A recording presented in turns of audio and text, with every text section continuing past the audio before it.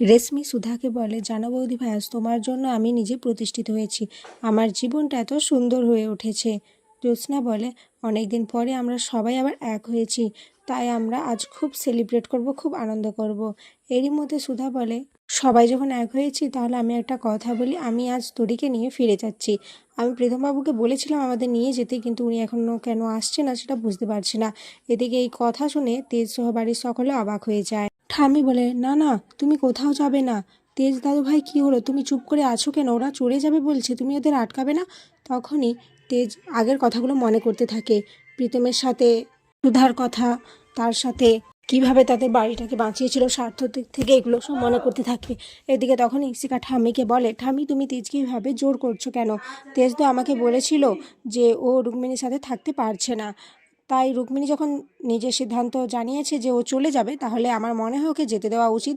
এতে তেজকে জোর করা উচিত নয়, কারণ ও চলে গেলে তাহলে তেজ একটু মেন্টাল শান্তি পাবে। এদিকে সুধা কারোর কোনো কথা না শুনে তরির হাত ধরে বাড়ি থেকে বেরিয়ে যেতে চায়। তরি বারবার না না বললে সে কিছুতেই যাবে না, বারবার সুধাকে বলে, কিন্তু সুধা তার কোনো কথা শোনে না।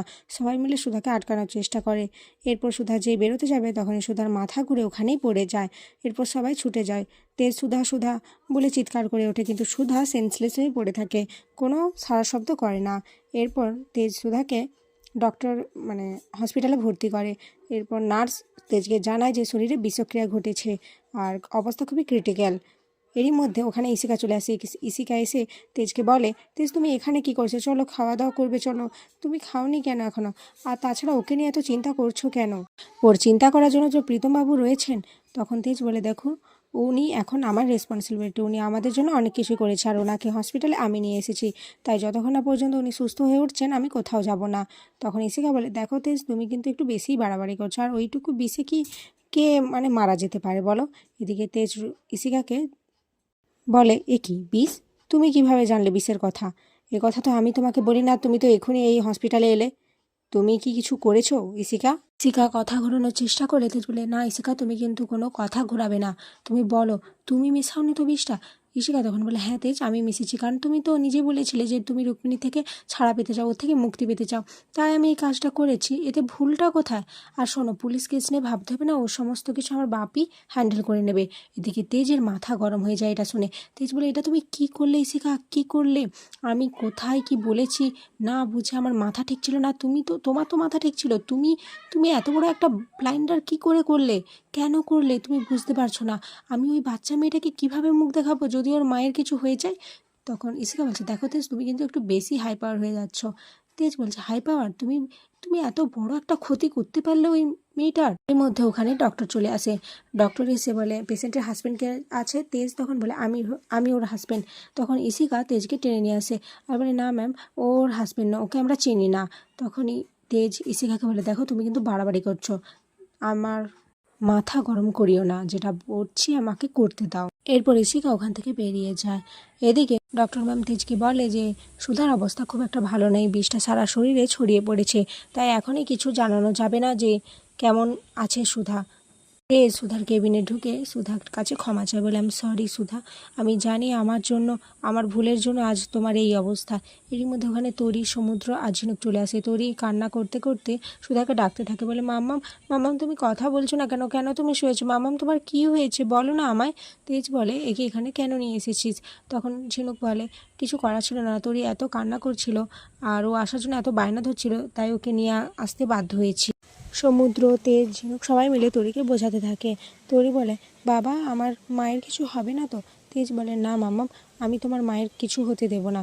তখনই সুধা শ্বাসকষ্ট শুরু হয়ে যায় আর সুধা অজ্ঞান হয়ে যায়। তেজ সুধা সুধা বলে চিৎকার করে ওঠে। এরপর ওখানে ডক্টর আর নার্স চলে আসে। ডক্টর এসে তেজকে বলে যে ওনার একটু শ্বাসকষ্টের সমস্যা হয়েছে, ওনাকে ইমিডিয়েট অক্সিজেন দিতে হবে। এরপর নার্স অক্সিজেন দেয় সুধাকে। ডক্টর ম্যাম বলেন, আজকে রাত্রে ওনার জন্য খুব ভাইটাল যাবে, কারণ ওনার অক্সিজেন ফলস খাচ্ছে। এরপর ডক্টর ম্যাম বলে সবাইকে বাইরে বেরিয়ে যেতে। সবাই বাইরে বেরিয়ে যেতে লাগলে ঠিক তখনই ডক্টর ম্যাম আবার নার্সকে বলেন যে স্যাম্পেলটা টেস্ট করাতে, কারণ কি পয়জন ছিল সেটা জানা যাবে। যেটা শুনে ঝিনুক, সমুদ্র অবাক হয়ে যায়। ঝিনুক বলে, কি দিদিকে বিষ খাওয়ানোর চেষ্টা করা হয়েছিল, বিষ দিয়েছিল? তখন ডক্টর বলে, হ্যাঁ, ওনাকে খুব ক্ষতিকর একটা বিষ দেওয়া হয়েছিল, যার ফলে ওনার অবস্থা খুব খারাপ হয়ে গেছে। ওনাকে যদি সঠিক সময়ে এখানে না আনা হতো তাহলে ওনার লাইফ রিস্ক অনেকটাই বেড়ে যেত।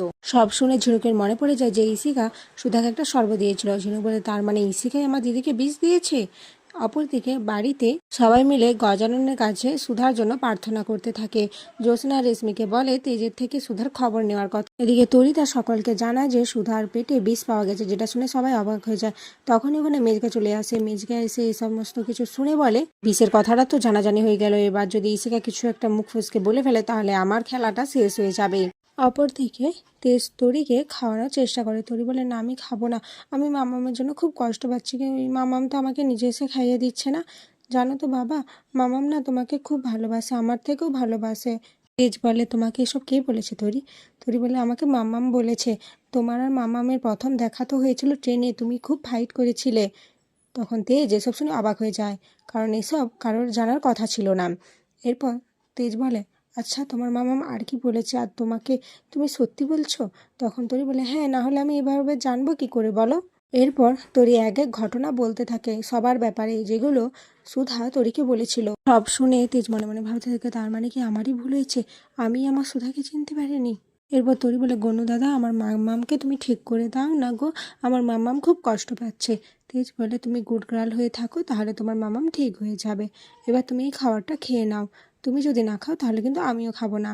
তরি বলে, তুমি এত জেদ করছো কেন বলো তো? বলে, তুমি কি করে জানলে আমি জেদি? তরি বলে, হ্যাঁ আমি জানি তো, মাম্মাম বলেছে আমাকে তোমার রাগ নাকের ডগায় থাকে। তেজ এটা শুনে হাসতে থাকে। আর এখানে আজকের পর্ব শেষ হয়ে যায়।